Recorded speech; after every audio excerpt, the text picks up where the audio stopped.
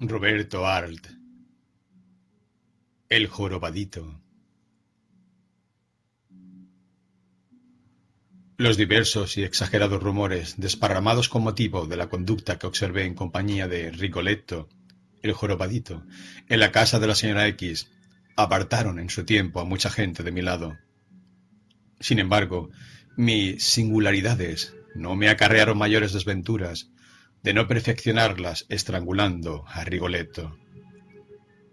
Retorcerle el pescuezo al jorobadito ha sido de mi parte un acto más ruinoso e imprudente para mis intereses que atentar contra la existencia de un benefactor de la humanidad. Se ha echado sobre mí la policía, los jueces y los periódicos, y esta es la hora en que aún me pregunto, considerando los rigores de la justicia, si Rigoletto no estaba llamado a ser un capitán de hombres, un genio o un filántropo. De otra forma no se explican las crueldades de la ley para vengar los fueros de un insigne piojoso, al cual, para pagarle de su insolencia, resultaran insuficientes todos los puntapiés que pudieran suministrarle en el trasero una brigada de personas bien nacidas.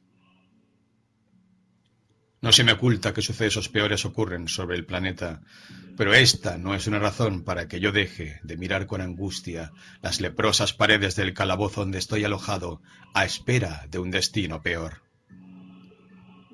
Pero estaba escrito que de un deforme debían provenirme tantas dificultades. Recuerdo, y esto había de información para los aficionados a la teosofía y la metafísica, que desde mi tierna infancia me llamaron la atención los contrahechos. Los odiaba al tiempo que me atraían, como detesto y me llama a la profundidad abierta bajo la balconada de un 9º piso, a cuyo barandal me he aproximado más de una vez, con el corazón temblando de cautela y delicioso pavor. Y así, como frente al vacío no puedo sustraerme al terror de imaginarme cayendo en el aire con el estómago contraído en la asfixia del desmoronamiento, en presencia de un deforme no puedo escapar al nauseoso pensamiento de imaginarme corcoveado, grotesco, espantoso, abandonado de todos, hospedado en una perrera, perseguido por traillas de chicos feroces que me clavarían agujas en la jiba. Es terrible, sin contar que todos los contrahechos son seres perversos, endemoniados, protervos. De manera que al estrangularlo a Rigoletto, me creo con derecho a afirmar que le hice un inmenso favor a la sociedad, pues he librado todos los corazones sensibles, como el mío, de un espectáculo pavoroso y repugnante, sin añadir que el jorobadito era un hombre cruel, tan cruel que yo me veía obligado a decirle todos los días: «Mira, Rigoletto, no seas perverso.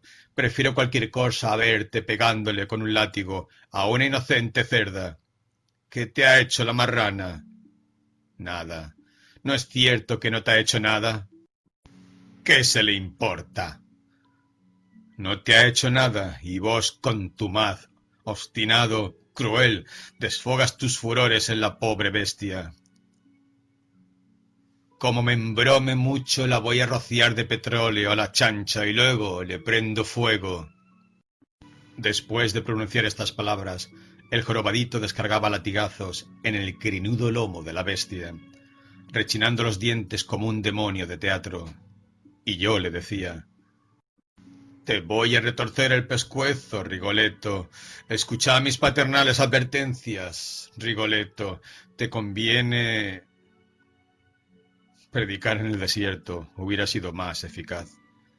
Se regocijaba en contravenir mis órdenes y en poner en todo momento en evidencia su temperamento sardónico y feroz. Inútil era que prometiera zurrarle la badana o hacerle salir la joroba por el pecho de un mal golpe.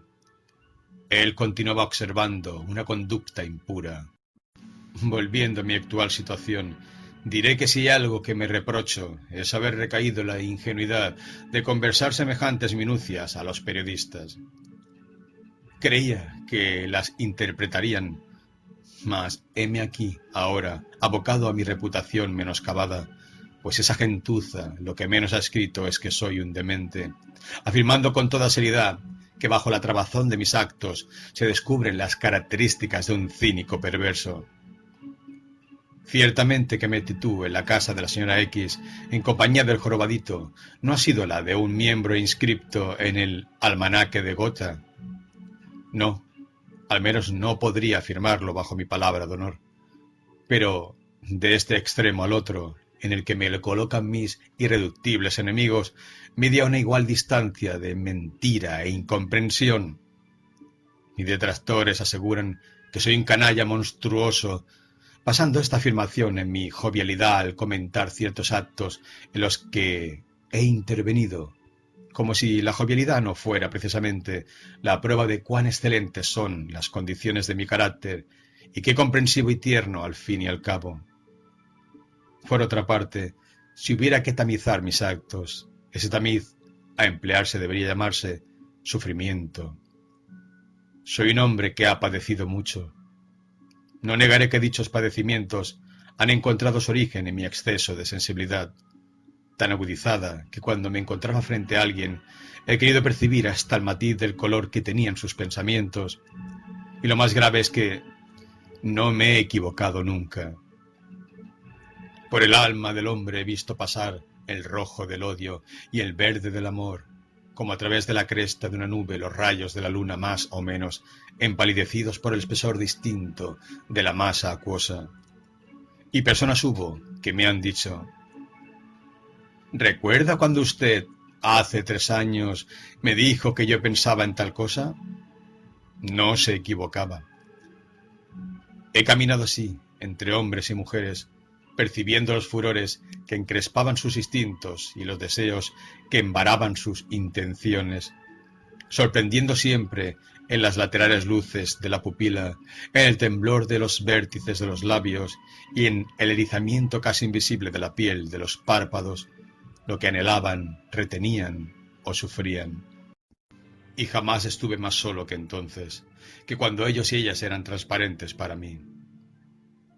De este modo, involuntariamente, fui descubriendo todo el sedimento de bajeza humana que encubren los actos aparentemente más leves, y hombres que eran buenos y perfectos para sus prójimos fueron, para mí, lo que Cristo llamó sepulcros encalados. Lentamente se agrió mi natural bondad, convirtiéndome en un sujeto taciturno e irónico. Pero me voy apartando, precisamente, de aquello a lo cual quiero aproximarme, y es la relación del origen de mis desgracias. Mis dificultades nacen de haber conducido a la casa de la señora X al infame Corcovado. En la casa de la señora X, yo hacía el novio de una de las niñas. Es curioso, fui atraído insensiblemente a la intimidad de esa familia por una hábil conducta de la señora X, que procedió con un determinado exquisito tacto y que consiste en negarnos un vaso de agua para poner a nuestro alcance, y como quien no quiere, un frasco de alcohol. Imagínense ustedes lo que ocurriría con un sediento, oponiéndose en palabras a mis deseos. Incluso hay testigos. Digo esto para descargo de mi conciencia. Más aún, en circunstancias en que nuestras relaciones hacían prever una ruptura, yo anticipé seguridades que escandalizaron a los amigos de la casa. Y es curioso, hay muchas madres que adoptan este temperamento en la relación que sus hijas tienen con los novios, de manera que el incauto, si en un incauto puede admitirse un minuto de lucidez, observa con terror que ha llevado las cosas mucho más lejos de lo que permitía la conveniencia social. Y ahora volvamos al jorobadito para deslindar responsabilidades. La primera vez que se presentó a visitarme en mi casa, lo hizo en casi completo estado de ebriedad, faltándole el respeto a una vieja criada que salió a recibirlo y gritando a voz en cuello de manera que hasta los viandantes que pasaban por la calle podían escucharle. ¿Y dónde está la banda de música con que debían festejar mi hermosa presencia? ¿Y los esclavos que tienen que ungirme de aceite? ¿Dónde se han metido? En lugar de recibirme jovencitos con orinales, me atiende una vieja desdentada y hedionda. ¿Y esta es la casa en la cual usted vive? y observando las puertas recién pintadas, exclamó enfáticamente: «Pero esto no parece una casa de familia, sino una ferretería. Es simplemente asqueroso. ¿Cómo no han tenido la precaución de perfumar la casa con esencia de nardo, sabiendo que iba a venir? ¿No se dan cuenta de la pestilencia de aguarrás que hay aquí? ¿Reparan ustedes en la catadura del insolente que se había posesionado de mi vida? Lo cual es grave, señores, muy grave». Estudiando el asunto recuerdo que conocí al contrahecho en un café. Lo recuerdo perfectamente. Estaba yo sentado frente a una mesa, meditando, con la nariz metida en mi taza de café, cuando, al levantar la vista, distinguí a un jorobadito que con los pies a 2/4 del suelo y en mangas de camisa observábame con toda atención, sentado del modo más indecoroso del mundo, pues había puesto la silla al revés y apoyaba sus brazos en el respaldo de ésta. Como hacía calor, se había quitado el saco y así, descaradamente en cuerpo de camisa, giraba sus renegridos ojos saltones sobre los jugadores de billar. Era tan bajo que apenas si sus hombros se ponían en nivel con la tabla de la mesa y, como les contaba, alternaba la operación de contemplar la concurrencia con la no menos importante de examinar su reloj de pulsera, cual si la hora que éste marcara le importara mucho más que la señalada en el gigantesco reloj colgado de un muro del establecimiento. Pero lo que causaba en él un efecto extraño, además de la consabida corcova, era la cabeza cuadrada y la cara larga y redonda, de modo que por el cráneo parecía un mulo y por el semblante un caballo. Me quedé un instante contemplando al jorobadito con la curiosidad de quien mira un sapo que ha brotado frente a él, y éste, sin ofenderse, me dijo: «Caballero, ¿será tan amable usted que me permita sus fósforos?». Sonriendo, le alcancé mi caja. El contrahecho encendió su cigarro medio consumido y, después de observarme largamente, dijo: «Qué buen mozo es usted. Seguramente que no deben faltarle novias». La lisonja halaga siempre, aunque salga de la boca de un jorobado, y muy amablemente le contesté que sí, que tenía una muy hermosa novia, aunque no estaba muy seguro de ser querido por ella. A lo cual el desconocido, a quien bauticé en mi fuero interno con el nombre de Rigoletto, me contestó después de escuchar con sentenciosa atención mis palabras: «No sé por qué se me ocurre que usted es la estofa con que se fabrican excelentes cornudos». Y antes que tuviera tiempo de sobreponerme a la estupefacción que me produjo su extraordinaria insolencia, el cacaseno continuó: «Pues yo nunca he tenido novia, créalo, caballero, le digo la verdad». «No lo dudo», repliqué sonriendo ofensivamente, «no lo dudo». «De lo que me alegro, caballero, porque no me agradaría tener un incidente con usted». Mientras él hablaba, yo vacilaba si levantarme y darle un puntapié en la cabeza o tirarle a la cara el contenido de mi pocillo de café. Pero, recapacitándolo, me dije que, de promoverse un altercado allí, el que llevaría todas las de perder era yo. Y cuando me disponía a marcharme contra mi voluntad porque aquel sapo humano me atraía con la inmensidad de su desparpajo, él, obsequiándome con la más graciosa sonrisa de su repertorio que dejaba al descubierto su amarilla dentadura de jumento, dijo: «Este reloj pulsera me cuesta 25 pesos. Esta corbata es inarrugable y me cuesta 8 pesos. De estos botines, 32 pesos, caballero. ¿Puede alguien decir que soy un pelafustán? No, señor, no es cierto». «Claro que sí». Guiñó arduamente los ojos durante un minuto. Luego, moviendo la cabeza como un osedno alegre, prosiguió interrogador y afirmativo simultáneamente: «Qué agradable es poder confesar sus intimidades en público, ¿no le parece, caballero?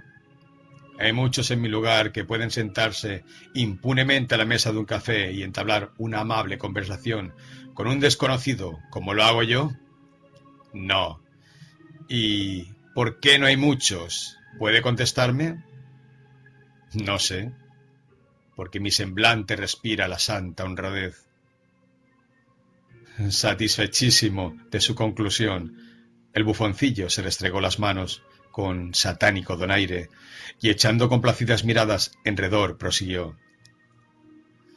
Soy más bueno que el pan francés y más arbitrario que una preñada de 5 meses.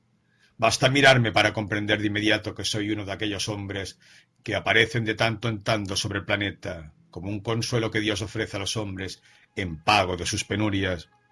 Y aunque no creo en la Santísima Virgen, la bondad fluye de mis palabras como la piel del himeto.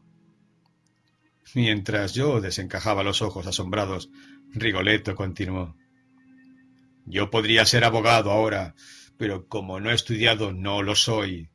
En mi familia fui profesional del betún. ¿Del betún? Sí, lustrador de botas, lo cual me honra, porque yo solo he escalado la posición que ocupo. ¿O le molesta que haya sido profesional? ¿Acaso no se dice técnico de calzado? El último remendón del portal y experto en cabellos y sus derivados, el reparabarbas y el profesor de baile en caficio profesional. Indudablemente era aquel el pillete más divertido que había encontrado en mi vida. ¿Y ahora qué hace usted? Levanto quinielas entre mis favorecedores, señor. No dudo que usted será mi cliente. Pide informes. No hace falta. ¿Quiere fumar usted, caballero? ¿Cómo no? Después que encendí el cigarro que él me hubo ofrecido, Rigoletto apoyó el corto brazo en mi mesa y dijo: Yo soy enemigo de contraer amistades nuevas porque la gente generalmente carece de tacto y educación, pero usted me convence. Me parece una persona muy de bien y quiero ser su amigo. Dicho lo cual, y ustedes no lo creerán, el Corcovado abandonó su silla y se instaló en mi mesa. Ahora no dudarán ustedes de que Rigoletto era el ente más descarado de su especie, y ello me divirtió a punto tal que no pude menos de pasar el brazo por encima de la mesa y darle 2 palmadas amistosas en la jiba. Quedóse el contrahecho, mirándome gravemente un instante. Luego lo pensó mejor, y sonriendo agregó: Que le aproveche, caballero, porque a mí no me ha dado ninguna suerte. Siempre dudé que mi novia me quisiera con la misma fuerza de enamoramiento que a mí me hacía pensar en ella durante todo el día, como en una imagen sobrenatural. Por momentos la sentía implantada en mi existencia semejante a un peñasco en el centro de un río, y esta sensación de ser la corriente dividida en 2 ondas, cada día más pequeñas por el crecimiento del peñasco, resumía mi deleite de enamoramiento y anulación. ¿Comprenden ustedes? La vida que corre en nosotros se corta en 2 raudales al llegar a su imagen. Y como la corriente no puede destruir la roca, terminamos anhelando el peñasco que aja nuestro movimiento y permanece inmutable. Naturalmente, ella, desde el primer día que nos tratamos, me hizo experimentar con su frialdad sonriente el peso de su autoridad. Sin poder concretar en qué consistía el dominio que ejercía sobre mí, este se traducía como la presión de una atmósfera sobre mi pasión. Frente a ella me sentía ridículo, inferior sin saber precisar en qué podía consistir cualquiera de ambas cosas. De más está decir que nunca me atreví a besarla, porque se me ocurría que ella podía considerar un ultraje mi caricia. Eso sí, me era más fácil imaginármela entregada a las caricias de otro, aunque ahora se me ocurre que esa imaginación pervertida era la consecuencia de mi conducta imbécil para con ella. En tanto, mediante esas curiosas transmutaciones que obra a veces la alquimia de las pasiones, comencé a odiarla rabiosamente a la madre, responsabilizándola también, ignoro por qué, de aquella situación absurda en que me encontraba. Si yo estaba de novio en aquella casa, debíase a las arterias de la maldita vieja, y llegó a producirse en poco tiempo una de las situaciones más raras de que haya oído hablar, pues me retenía en la casa, junto a mi novia, no el amor a ella, sino el odio al alma taciturna violenta que envasaba la madre silenciosa. pesando a todas horas cuántas probabilidades existían en el presente de que me casara o no con su hija. Ahora estaba aferrado al semblante de la madre como a una mala injuria inolvidable o a una humillación atroz. Me olvidaba de la muchacha que estaba a mi lado para entretenerme en estudiar el rostro de la anciana, abotagado por el relajamiento de la red muscular, terroso, inmóvil por momentos como si estuviera tallado en plata sucia y con ojos negros, vivos e insolentes. Las mejillas estaban surcadas por gruesas arrugas amarillas, y cuando aquel rostro estaba inmóvil y grave, con los ojos desviados de los míos, por ejemplo, detenidos en el plafón de la sala, emanaba de esa figura envuelta en ropas negras tal impecable voluntad que el tono de la voz, enérgico y recio, lo que hacía era sólo afirmarla. Yo tuve la sensación, en un momento dado, que esa mujer me aborrecía, porque la intimidad a la cual ella involuntariamente me había arrastrado no aseguraba en su interior las ilusiones que un día se había hecho respecto a mí. Y a medida que el odio crecía y lanzaba en su interior furiosas voces, la señora X era más amable conmigo, se interesaba por mi salud, siempre precaria, tenía conmigo esas atenciones que las mujeres que han sido un poco sensuales gastan con sus hijos varones, y como una monstruosa araña iba tejiendo alrededor de mi responsabilidad una fina tela de obligaciones. Solo sus ojos negros e insolentes me espiaban de continuo, revisándome el alma y sopesando mis intenciones. A veces, cuando la incertidumbre se le hacía insoportable, estallaba casi en estas indirectas. Las amigas no hacen sino preguntarme cuándo se casan ustedes, y yo, ¿qué les voy a contestar? Que pronto. O si no, sería conveniente, ¿no le parece a usted que la nena fuera preparando su ajuar? Cuando la señora X pronunciaba estas palabras, me miraba fijamente para descubrir si en un parpadeo o en un involuntario temblor de un nervio facial se revelaba mi intención de no cumplir con el compromiso al cual ella me había arrastrado con su conducta habilísima. Aunque tenía la seguridad de que le daría una sorpresa desagradable, fingía estar segura de mi decencia de caballero. Mas el esfuerzo que tenía que efectuar para revestirse de esa apariencia de tranquilidad ponía en el timbre de su voz una violencia meliflua, violencia que imprimía a las palabras una velocidad de cuchicheo, como quien os confía apuradamente un secreto, acompañando la voz con una inclinación de cabeza sobre el hombro derecho, mientras que la lengua humedecía los labios resecos por ese instinto animal que le impulsaba a desear matarme o hacerme víctima de una venganza atroz. Además de voluntariosa, carecía de escrúpulos, pues fingía articular con mis ideas que le eran odiosas en el más amplio sentido de la palabra. Y aunque aparentemente resulte ridículo que dos personas se odien en la divergencia de un pensamiento, no lo es, porque en el subconsciente de cada hombre y de cada mujer, donde se almacena el rencor, cuando no es posible otro escape, el odio se descarga como por una válvula psíquica en la oposición de las ideas. Por ejemplo, ella, que odiaba a los bolcheviques, me escuchaba deferentemente cuando yo hablaba de las rencillas de Trotsky y Stalin, y hasta llegó al extremo de fingir interesarse por Lenin, ella que se entusiasmaba ardientemente con los más groseros figurones de nuestra política conservadora.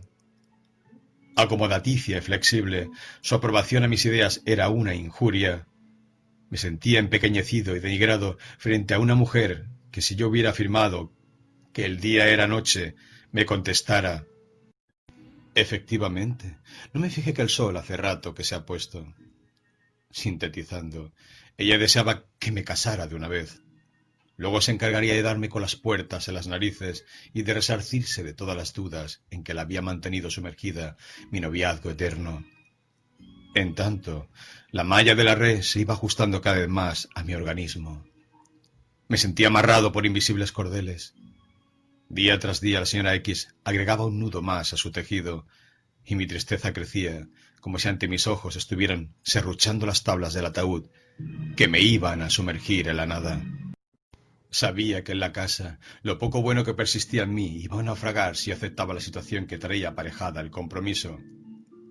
Ellas, la madre y la hija, me atraían a sus preocupaciones mezquinas, a su vida sórdida, sin ideales, una existencia gris, la verdadera noria de nuestro lenguaje popular, en el que la personalidad a medida que pasan los días se va desintegrando bajo el peso de las obligaciones económicas que tienen la virtud de convertirlo a un hombre en uno de esos autómatas con cuello postizo a quienes la mujer y la suegra retan a cada instante porque no trajo más dinero o no llegó a la hora establecida.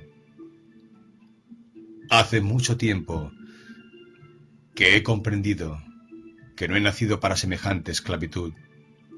Admito que es más probable que mi destino me lleve a dormir junto a los rieles de un ferrocarril, en medio del campo verde, que acarretillar un cochecito con toldo de hule donde duerme un muñeco que al decir de la gente debe enorgullecerme de ser padre.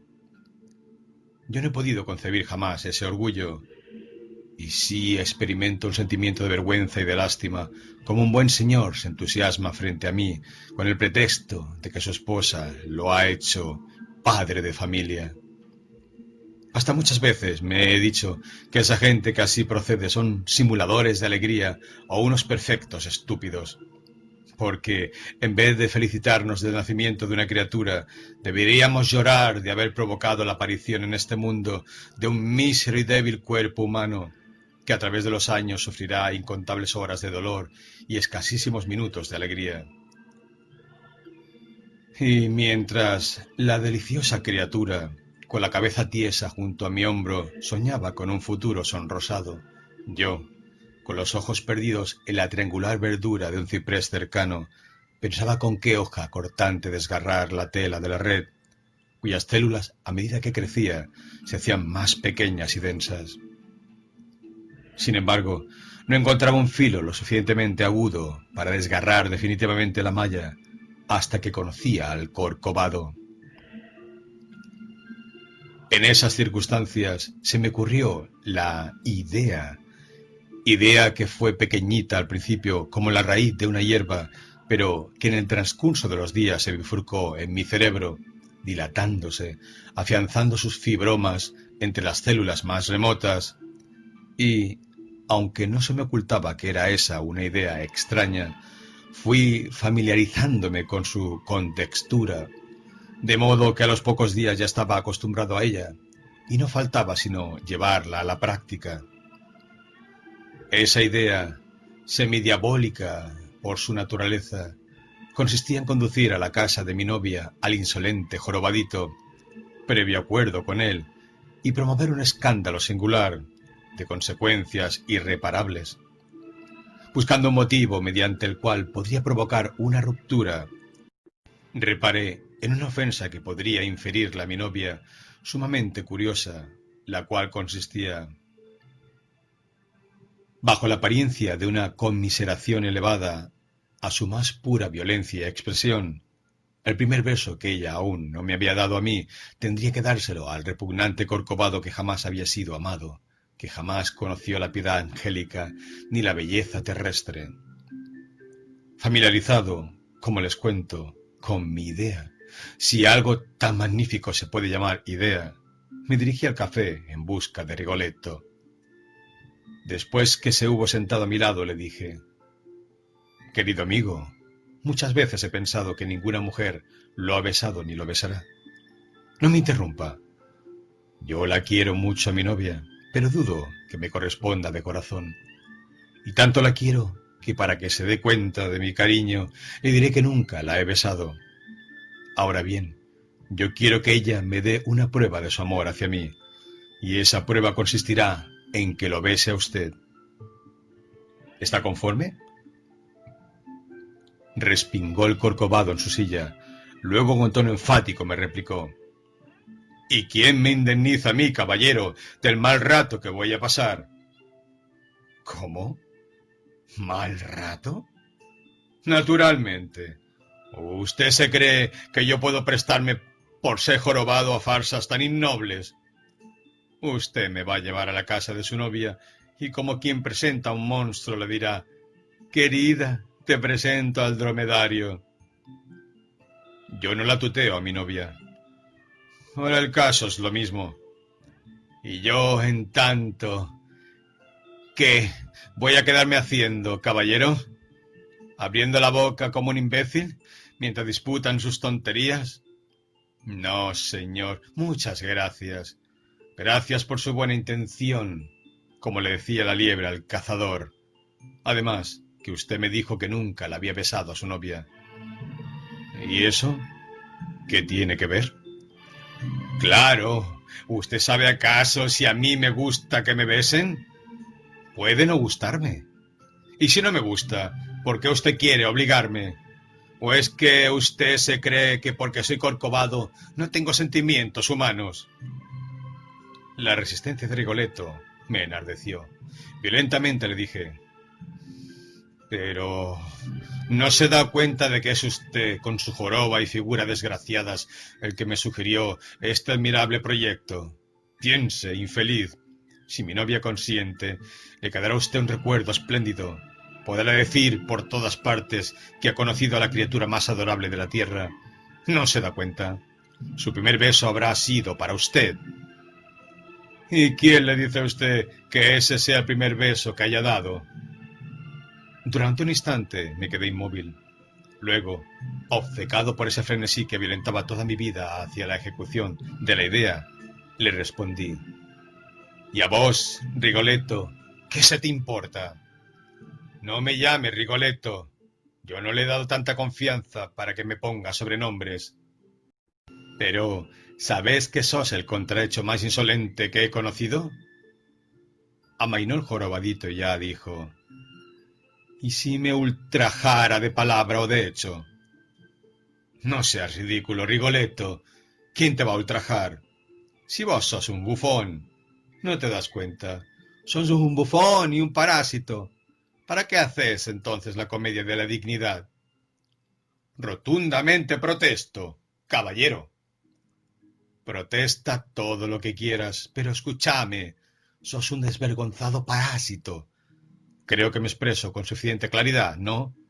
Le chupas la sangre a todos los clientes del café que tienen la imprudencia de escuchar tus melifluas palabras. Indudablemente no se encuentra en todo Buenos Aires un cínico de tu estampa y calibre.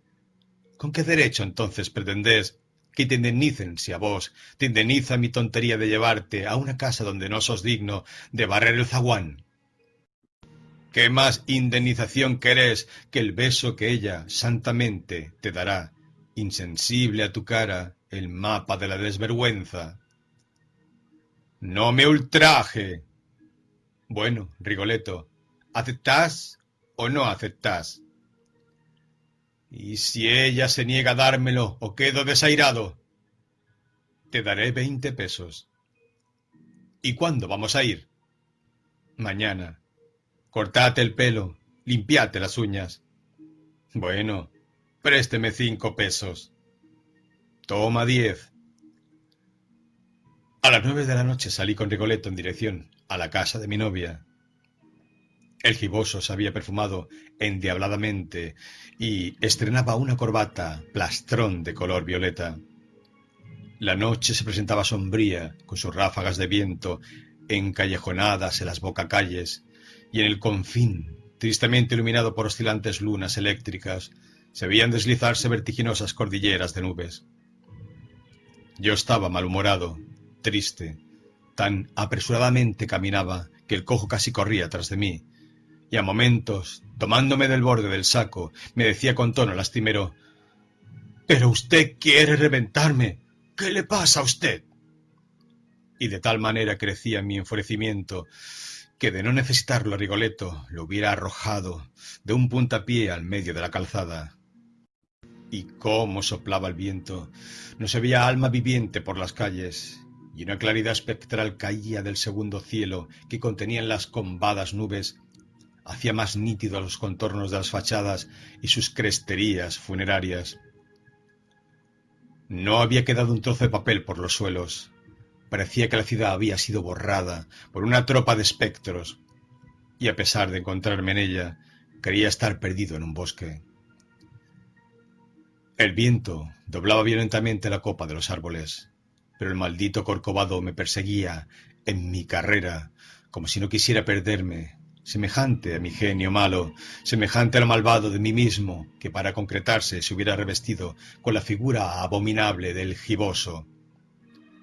Y yo estaba triste, enormemente triste, como no se lo imaginan ustedes. Comprendía que le iba a inferir un atroz ultraje a la fría calculadora. Comprendía que ese acto me separaría para siempre de ella, lo cual no obstaba para que me dijera a medida que cruzaba las aceras desiertas: si Rigoletto fuera mi hermano, no hubiera procedido lo mismo. Y comprendía que sí, que si Rigoletto hubiera sido mi hermano, yo toda la vida lo hubiera compadecido con angustia enorme, por su aislamiento, por su falta de amor, que le hiciera tolerable los días colmados por los ultrajes de todas las miradas, y me añadía que la mujer que me hubiera querido debía primero haberlo amado a él. De pronto me detuve ante un zaguán iluminado. Aquí es. Mi corazón latía fuertemente. Rigoletto atiesó el pescuezo y, empinado sobre la punta de sus pies, al tiempo que se arreglaba el moño de la corbata, me dijo: acuérdese, usted es el único culpable, que el pecado... Fina y alta apareció mi novia en la sala dorada. Aunque sonreía, su mirada me escudriñaba con la misma serenidad con que me examinó la primera vez cuando le dije: ¿me permite una palabra, señorita? Y esta contradicción entre la sonrisa de su carne, pues es la carne la que hace ese movimiento delicioso que llamamos sonrisa, y la fría expectativa de su inteligencia, discerniéndome mediante los ojos, era la que siempre me causaba la extraña impresión.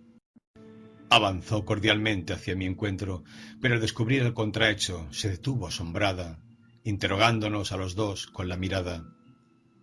Elsa, le voy a presentar a mi amigo Rigoletto. No me ultraje, caballero. Usted bien sabe que no me llamo Rigoletto. A ver si te callás. Elsa detuvo la sonrisa. Mirábame seriamente, como si yo estuviera en trance de convertirme en un desconocido para ella. Señalándole una butaca dorada, le dije al contrahecho: sentate allí y no te muevas. Quedóse el giboso con los pies a 2 cuartas del suelo y el sombrero de paja sobre las rodillas, y con su carota atezada parecía un ridículo ídolo chino. Elsa contemplaba estupefacta al absurdo personaje. Me sentí súbitamente calmado. Elsa, le dije, Elsa, yo no dudo de su amor. No se preocupe por ese repugnante canalla que nos escucha. Óigame, yo dudo, no sé por qué, pero dudo de que usted me quiera. Es triste eso, créalo.